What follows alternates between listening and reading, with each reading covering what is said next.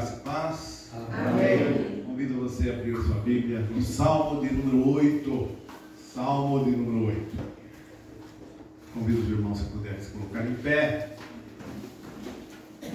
Salmo que está projetado e a tradução que nós estamos utilizando é atualizada. A revista atualizada que diz, no Salmo 8: Ó Senhor, Senhor nosso, quão magnífico em toda a terra é o teu nome, pois expuseste nos céus a tua majestade, da boca de pequeninos e crianças de peito suscitaste força por causa dos teus adversários, para fazeres emudecer o inimigo e o vingador. Quando contemplo os teus céus, obra dos teus dedos, e a lua e as estrelas que estabeleceste, que é o homem que dele te lembres, e o filho do homem que o visites. Fizeste-o, no entanto, por um pouco menor do que Deus, e de glória e de honra o coroaste. Deste-lhe domínio sobre as obras da tua mão, e sobre seus pés tudo lhe puseste, ovelhas e bois todos, e também os animais do campo, as aves do céu e os peixes do mar, e tudo o que percorre as sendas dos mares. Juntos vamos ler. Ó Senhor, Senhor nosso, quão magnífico em toda a terra é o teu nome. Amém? Amém. Podeis assentar. Gloriosa palavra de Deus nos convida a estarmos meditando nela. Curva sua fronte, feche os olhos, vamos falar com Deus.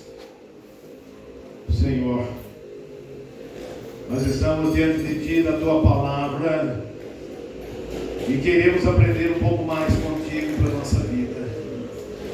Nós precisamos, ó Deus, Te ouvir. Dá-nos humildade, Senhor, dá-nos desejo. Dá-nos, ó Pai, um coração aberto à Tua palavra nesta noite. Que ela venha falar com cada um de nós, Senhor. Que ninguém saia daqui sem algo novo em sua vida. Fala no íntimo de cada ser que aqui está, que não está aqui por acaso, mas porque o Senhor trouxe até aqui. Ó Deus e Pai, toma-nos em Tuas mãos. Derrama sobre nós o óleo do Teu Santo Espírito. Unge os nossos lábios com a brasa viva do Teu altar. Para que nós não falemos de nós mesmos, mas falemos sobre a égide do Espírito Santo. Sobre o poder do alto. Para comunicar, Senhor Deus, à Tua igreja aquilo que ela precisa ouvir, ainda que seja difícil de ouvir. Ó Deus e Pai, fala com cada um de nós, em nome de Jesus. Amém, e amém. Amém. O Salmo é bastante conhecido, o Salmo de número 8. Eu tenho para mim um dos meus preferidos, esse Salmo de número 8. E à luz do texto, da narrativa do Salmo, eu destaco especificamente o versículo 4, no seu início, na parte A, que vem com uma expressão, que é o homem. E daí se deriva a mensagem dessa noite. Que é o homem? Que é o homem? O homem aqui, claro, não se trata somente aqui do sexo masculino, mas se trata do homem enquanto ser humano. Enquanto ser humano. Que é o homem? Uma tentativa de a gente buscar uma certa autocompreensão da vida diante do Senhor. Entender um pouco melhor e se entender também. Entendendo e entendendo-se como ser humano. O que é o ser humano? O que é o bicho-homem? São questões, a rigor, de início, questões muito mais da antropologia, né? Antropos, homem, logia, estudo do homem. E a antropologia é a área do conhecimento que trabalha com a questão do homem, da sua existência. Mas nós queremos mexer com algo que vai mais além, no sentido de uma busca de compreensão, de autocompreensão, enquanto pessoa humana, e sobretudo sob a ótica da fé,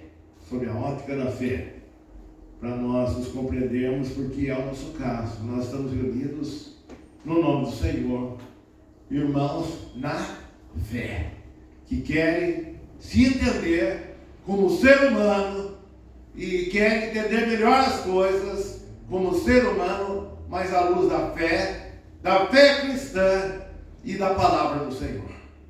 Então é esse o caminho que eu convido a igreja a caminhar um pouco comigo nessa compreensão. A palavra de Deus é que está nos convidando a olharmos um pouco mais firmemente para Deus, olharmos um pouco mais para nós mesmos. A palavra nos convida a esse exercício, olharmos para Deus, olharmos para nós mesmos, olharmos um pouco mais atentamente para a natureza e olharmos também ao nosso redor, e olharmos com muita atenção para a sua palavra que está dizendo nesta noite, e eu friso mais uma vez, que é o homem, que é o ser humano, ou como nós dissemos, que é esse tal de bicho-homem. Trago algumas afirmações de pensadores conhecidos e alguns, outros não, como Aristóteles, filósofo, que dizia: o homem é um animal político, e por ser um animal político, ele disputa poder. E aí, basta ver o que está acontecendo, para ver que é homem. Basta olhar o que está acontecendo no mundo que nós vivemos, onde tudo é uma busca ansiosa de poder, para a gente procurar começar a entender como é que as coisas estão. O homem é um animal político. Um outro, chamado Thomas Hobbes, coloca a célebre frase: o homem é lobo do homem. Talvez você já ouviu essa frase, é bem conhecida. Ou seja, ao invés de ser um parceiro, alguém que some, ele disputa. Ele é um rival. O homem tornou-se rival do homem, né? E basta a gente dar uma olhada, né? E sentir o dia a dia. No mundo competitivo que nós vivemos, a gente sente isso muito na pele, que o homem é lobo do homem. John Locke coloca o seguinte, que é o outro pensador: o ser humano nasce vazio, como se fosse uma página em branco. E na medida em que ele vai vivendo, vai preenchendo a cada dia essa página em branco com as suas experiências. Aí a gente pergunta: olha como está essa página que estava em branco. Como que está essa página? Pensa comigo. John Jacques Rousseau afirma: o ser humano nasce bom. O ser humano nasce bom. Quem corrompe é a sociedade. Volto a dizer, a sociedade com seus corrompidos e corruptores. Eu não sei, meu irmão, não sei, minha irmã, com qual dessas frases, com qual dessas afirmações, eu nem imagino, com qual delas você mais se identificou, com qual delas você mais concorda, com qual delas você mais discorda. Eu não sei, só você sabe. Somente você sabe. Mas o Salmo 8 fala um pouco dessa questão do homem e do seu papel neste mundo através do Criador, do Senhor, Senhor nosso, do quão magnífico é a terra, quão magnífico é o seu nome, quão magnífico em toda a terra é o seu nome. No Salmo 8 nós encontramos uma espécie de um paradoxo, onde o Criador ao mesmo tempo que ele dá autoridade total para esse homem sobre a criação, como uma espécie de mordomo, de um administrador de tudo que ele criou, esse mesmo ser humano que a ele foi tudo confiado, você vai vendo aí que ele, na verdade, ele se desumanizou, né? O ser humano se desumanizou. O ser humano deixou de ser tão humano quanto deveria ser, e ele não passa hoje em dia de um ser minúsculo, desgovernado, que diante do mundo criado, diante do universo da vida, ele se sente um pouco desnorteado e um pouco perdido. Talvez aquela imagem te ajude a entender essas afirmações de como o homem se encontra, meio perdido no universo, diante das coisas, diante da criação. Aquele que era para dominar tudo se tornou tão minúsculo e desgovernado, desnorteado, perdido. A Bíblia coloca em Romanos 3,23 que todos pecaram e carecem da glória de Deus. Não é isso? Já ouviram falar? Já leram sobre isso? Todos pecaram. Então, a Bíblia conta, narra que Deus, o Criador, ele vê o homem como um ser pecador. E por ser um ser pecador, se trata-se de um ser carente da graça, carente do amor de Deus, carente do seu perdão, carente da salvação. Porque o homem é um ser que peca. E quem não peca, atire a primeira pedra. O ser humano é um ser que peca. E peca o tempo todo, vive pecando. O homem que é visto por Deus como um pecador carente,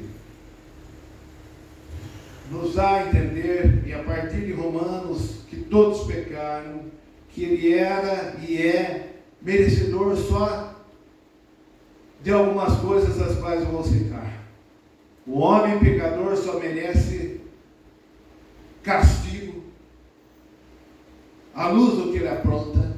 Ele merece mais, é o castigo, é o juízo, é a morte, que é o seu salário, a sua própria condenação. É isso que o homem merece. É isso. Se algum acha que é merecedor de alguma coisa, olhando para a palavra de Deus, vai enxergar que seu único mérito seria isso. Seria exatamente isso. A sua própria morte, o seu juízo, o seu castigo. E essa condição, apesar de ter sido colocado para ser aquele que iria administrar tudo, mordomo de tudo, essa condição que não vingou, fez ao homem, depois da sua queda, de uma situação de pecador, e essa situação ocorreu e ocorre até hoje. Essa condição o afetou tremendamente. Essa situação afetou tanto no sentido individual, na sua própria existência, como no seu sentido comunitário e social, socialmente também, gerando para si e para os outros um mundo totalmente corroído e corrompido. Que é o homem?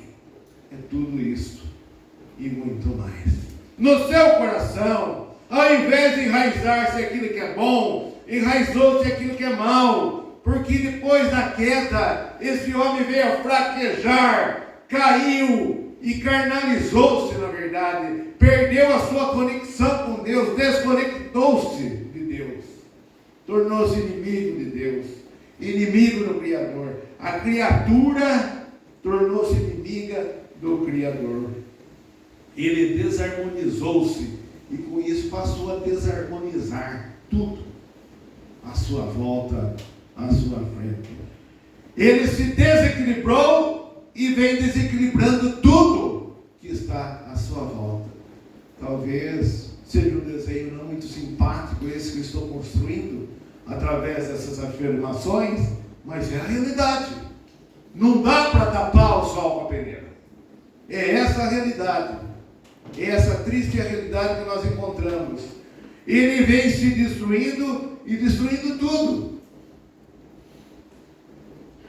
Vocês podem constatar o quanto vem sendo atingido a destruição do próprio homem e daquilo que está ao seu redor.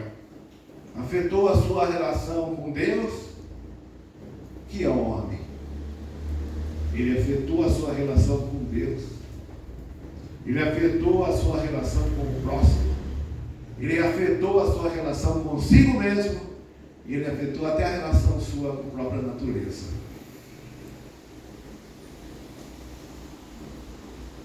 Que é o homem? O homem é um ser afetado, então, um ser humano desumanizado. Ele envolveu-se em seu próprio egoísmo, pensando somente em si mesmo. Tornou-se uma espécie de um ser idolátrico, ou seja, uma idolatria do seu próprio ego, adorador de si mesmo. Ego é o meu eu, o seu eu, e ele passa a adorar agora a si mesmo. Ele se tornou um ser nessa natureza, ao invés de adorar ao Criador, ele passa a adorar a si mesmo e despreza o Criador que tanto ama. Como ama, sustenta, protege e lhe dá vida e vida em abundância. O resultado desse ser egoístico, egolátrico, que olha mais para si mesmo e adora mais a si mesmo do que o próprio Deus, o resultado não dá outra. Que é o homem hoje? É um homem em crise?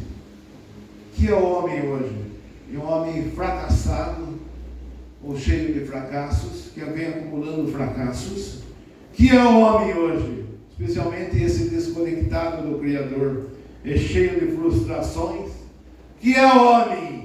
O homem é um homem insatisfeito por natureza, insatisfeito com Deus, insatisfeito com os outros, insatisfeito com a natureza, insatisfeito consigo mesmo. E o pior, vai se convencendo de que cada vez mais que por si só não é capaz. Ele não é capaz. Não é capaz. Ele é e acumula dentro de si um tremendo de um vazio no seu ser.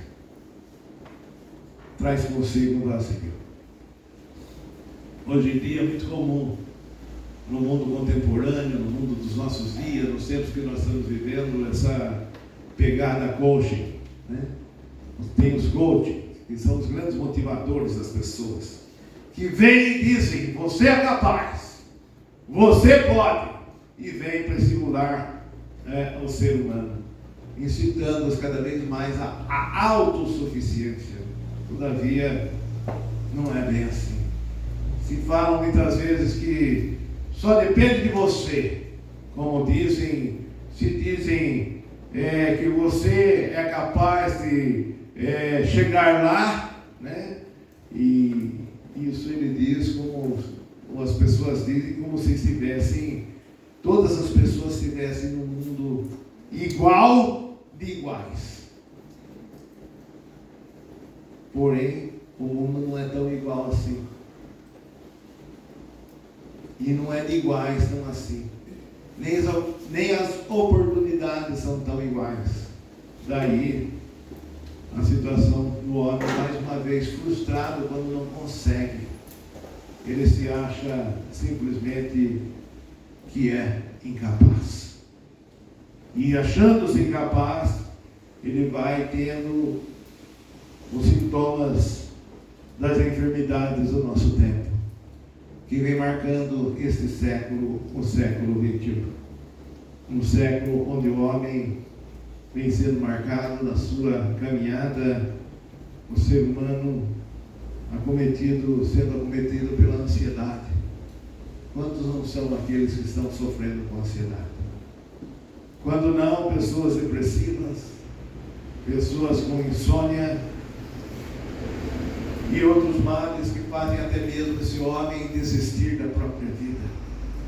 Muitas vezes, quando não, pegam caminhos virtuosos por estarem vivendo num mundo tão competitivo e tão desigual, como o mundo que nós estamos vivendo. Mas é nesse contexto, exatamente nesse ambiente, é nessa situação que Deus está nos dizendo também: não vos ansieis pelo dia do amanhã, pois já basta a cada dia o seu próprio mal. Nossos irmãos têm um lema que trazem consigo, que diz: um dia de cada vez. Isso é, na prática, não só na teoria, o antídoto contra essa ansiedade que muitas vezes quer visitar a alma do ser humano.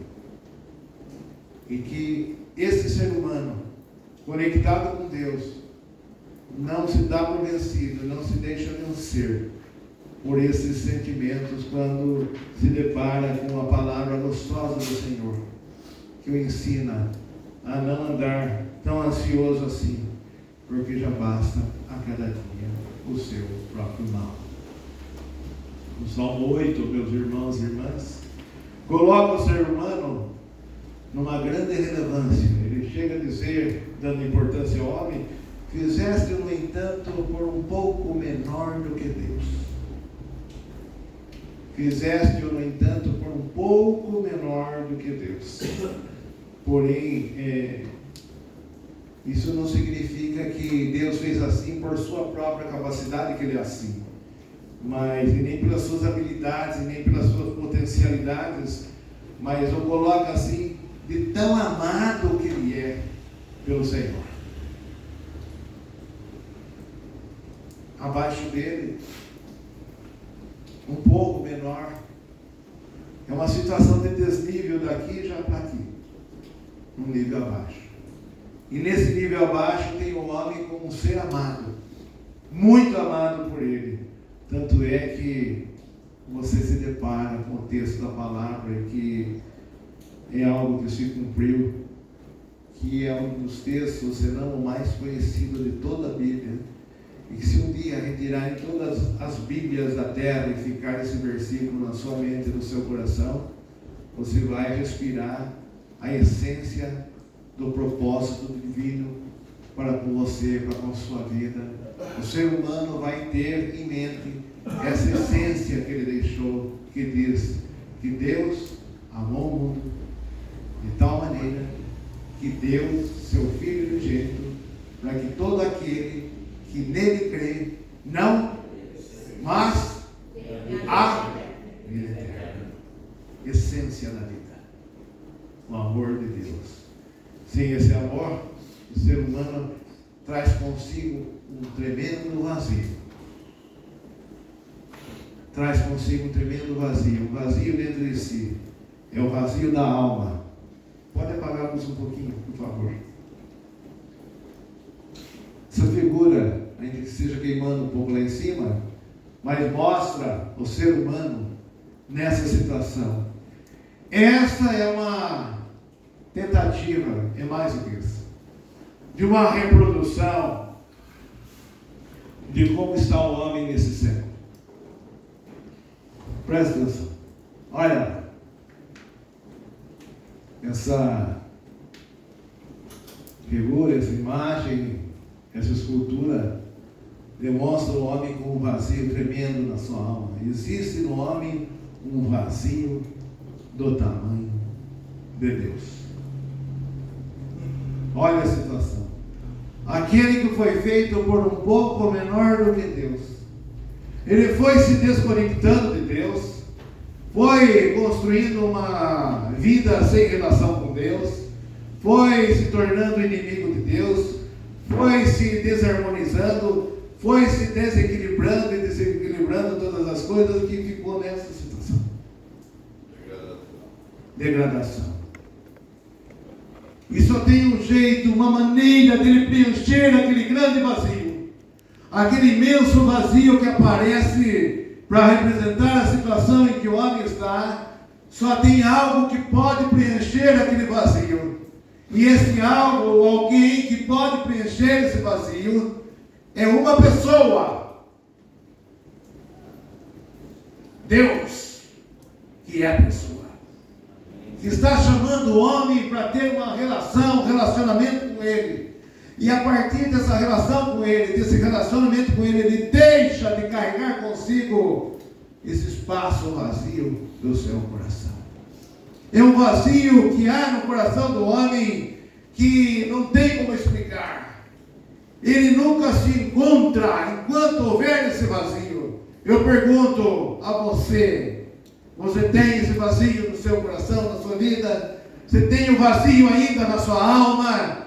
Olha o que a palavra está falando, está chamando você, cada um de nós, para que não haja um vazio dentro de nós, mas esse vazio que existe possa sempre estar sendo preenchido, e esse vazio do nosso ser, da nossa vida, que é o homem, no que nós acabamos sendo, no que nós acabamos nos tornando, só é preenchido com a pessoa de Cristo, porque é o amor de Deus, o amor de Cristo que vai justificar você. É apenas o amor, o perdão, a graça, a salvação que vai, na verdade, trazer a você aquilo que você mais precisa, vai trazer satisfação. Bens não satisfazem. Coisas passageiras também não preenchem, mas somente uma coisa, somente um é capaz de preencher, que é o próprio Cristo, que preenche o grande vazio da alma humana. E quem crê, diga amém. Amém. Com fé. E diga a si mesmo: eu quero cada vez mais me encontrar, me compreender, servir a Deus e ter o vazio da minha vida preenchido, o vazio da minha alma preenchido para todo sempre, cada vez mais e mais, porque senão vou ser um homem infeliz. E Deus me chama, e Deus nos chama para felicidade, não felicidade aqui na terra, não felicidade nas coisas deste mundo, mas felicidade nas coisas de Deus, nas coisas de Deus. Somente Ele é capaz de nos encher e preencher esse vazio com algo que é chamado de graça. Graça. E a graça é de graça. Você não precisa fazer alguma coisa, o nome já diz, é graça. Quem faz é Deus. E o que foi que Ele fez? O que você lê e o que nós repetimos hoje aqui em João 3,16. Ele amou você de tal maneira que deu seu único filho por amor a você, a cada um de nós. É isso que vai preencher o nosso coração, a nossa vida, a nossa graça, a graça sobre nós, a graça amorosa, a graça redentora de Deus sobre cada um de nós, enchendo esse vazio que possa existir. Mas preciso falar uma coisa também. Você e eu, nós somos de carne e osso. Não significa que nós não vamos mais pecar. Nós vamos continuar pecando. A natureza pecaminosa ainda habita em nós. Nós ainda não recebemos um corpo glorificado. Mas a graça de Deus é suprema, que sobrepõe a todo e qualquer pecado, desde que você creia. Amém. Você crê? Amém. Tem fé sobre esses valores da fé? Amém.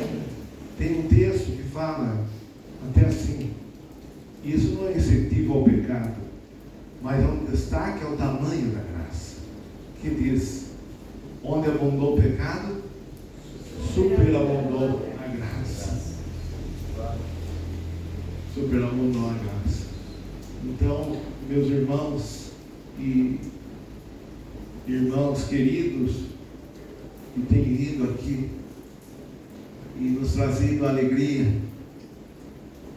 com a presença de vocês,